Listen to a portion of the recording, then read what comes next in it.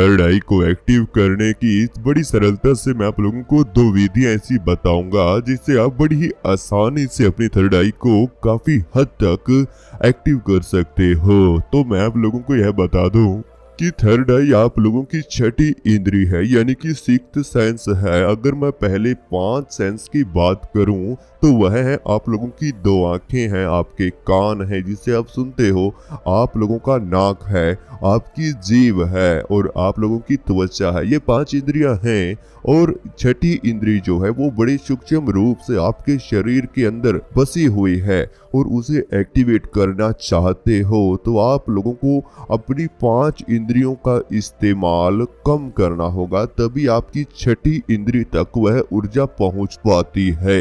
एक व्यक्ति के शरीर में भरपूर मात्रा में ऊर्जा का होना भी थर्ड आई तक काफी हद तक ले जा सकता है और आप लोगों को अगर कुछ समय के लिए अपनी ऊर्जा को बचाना है तो आप लोगों को अपनी 5 इंद्रियों का इस्तेमाल कुछ समय के लिए बहुत ही कम करना होगा, यानी कि आप लोगों को मौन रहने का प्रयास करना होगा या फिर आप लोगों को मेडिटेशन करना होगा। जब आप मेडिटेशन करते हैं, आप लोग ध्यान करते हैं, तो ऐसी अवस्था में ये 5 इंद्रियां काफी हद तक शून्य होना शुरू हो जाती है, यानी कि न तो आपकी त्वचा उस स्थिति में कार्य करती है क्योंकि आप एक शून्य अवस्था में पड़ना शुरू हो जाते हो, आंखें आप लोगों की बंद होती हैं, कानों से आप लोगों को कोई आवाज नहीं सुनाई पड़ती है और नाक से आप लोग कभी स्मेल नहीं महसूस करते हो और न ही आप लोग कोई टेस्ट यानी कि आपकी जो जीवा इंद्री है उसका इस्तेमाल करते हो। तो ऐसी अवस्था में आप लोगों की छठी इंद्री पर पूरा प्रेशर डलता है जिसकी वजह से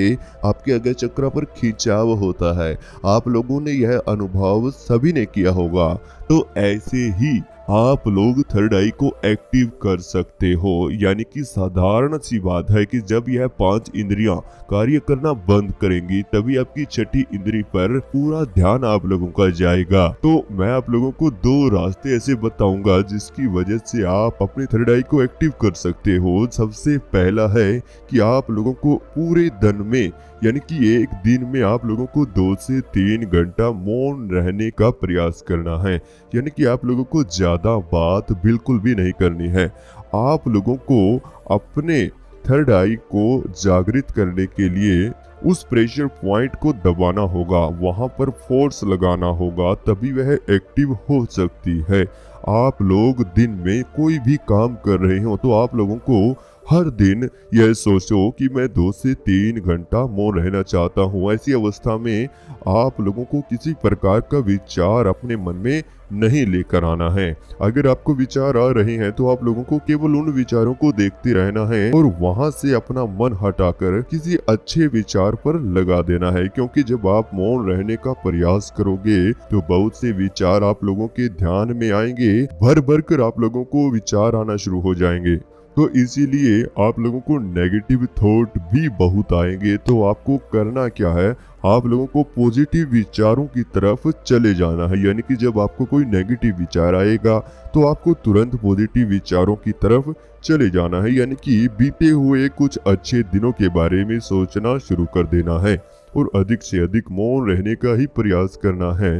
आप लोगों का ध्यान अपने आप ही काम करते करते भी थर्ड आई पर जाना शुरू हो जाएगा। कुछ दिनों के बाद आपको ऐसा भी एहसास हो सकता है कि जैसे आपकी थर्ड आई ही आपके साथ बातें कर रही है, वही विचारों को उत्पन्न करेगी और वही उन विचारों के साथ बात भी करेगी, कैसी सॉल्यूशन भी आप लोगों को देगी। जैसे कि आपके मन में प्रश्न भी लेकर आएगी वही थर्ड आई और आपके मन के अंदर उन प्रश्नों के उत्तर भी लेकर आएगी, यानी कि वो अपने आप ही काम करना शुरू कर देती है। कि श्वास भी आप लोगों की थर्ड आई को एक्टिवेट कर सकते हैं, यानी कि जब आपकी ईड़ा और पिंगला से सही रूप से सांस चलता है, एक संतुलित रूप से सांस चलता है, तब भी आपकी थर्ड आई एक्टिवेट हो जाती है। कैसे होती है, आपकी ईड़ा और पिंगला यानी आपके नासिका छिद्रों से जब सही रूप से सांस चलता है, यानी कि आप लोगों को नाड़ी बैलेंस भी सीखना होगा। जब तक आपकी नाड़ी बैलेंस सही नहीं होगा तब तक आप लोग थर्ड आई को एक्टिवेट नहीं कर पाओगे। इसलिए आप लोगों की सांसों की गति सही रूप से चलनी चाहिए, तभी आप लोगों की थर्ड आई एक्टिवेट होती है। यानी कि जब आपकी ईड़ा और पिंगला नाड़ी से इकट्ठा सांस जाना शुरू होगा तभी जाकर वह सुषुम्ना नाड़ी पर लगेगा, जो कि आपकी रीढ़ की हड्डी के पास से होती हुई आपके सहस्त्रार चक्र तक पहुंचती है। और जब यही ऊर्जा आपके जो सांसों से ऊर्जा आई है सुषुम्ना नाड़ी पर, वहां पर प्रेशर लगेगा तो वहां पर एक लिक्विड जो सुषुम्ना नाड़ी के अंदर भरा हुआ है वही लिक्विड ऊपर की तरफ उठता है और सहस्त्रार चक्र की ओर बढ़ना शुरू होता है। और जब वह सहस्त्रार चक्र की ओर बढ़ता है तभी आप लोगों के शरीर से एक ऊर्जा का उत्पादन होता है और वही ऊर्जा आपकी थर्ड आई तक पहुंचती है। यानी कि ऊर्जा का मिलन भी आपके सांसों के द्वारा ही होता है। थर्ड आई को अगर ऊर्जा देनी है, उसको एक्टिवेशन करना है, तब आप लोगों को अपने सांसों की गति पर भी ध्यान देना होगा। आप लोगों की सांस गहरी और लंबी होनी चाहिए। मेडिटेशन करने से कुछ सेकंड पहले आप लोगों को नाड़ी संशोधन यानी कि नाड़ी बैलेंस पर ध्यान देना होगा कि आप लोगों की नाड़ियां सही रूप से श्वास ले रही हैं या नहीं।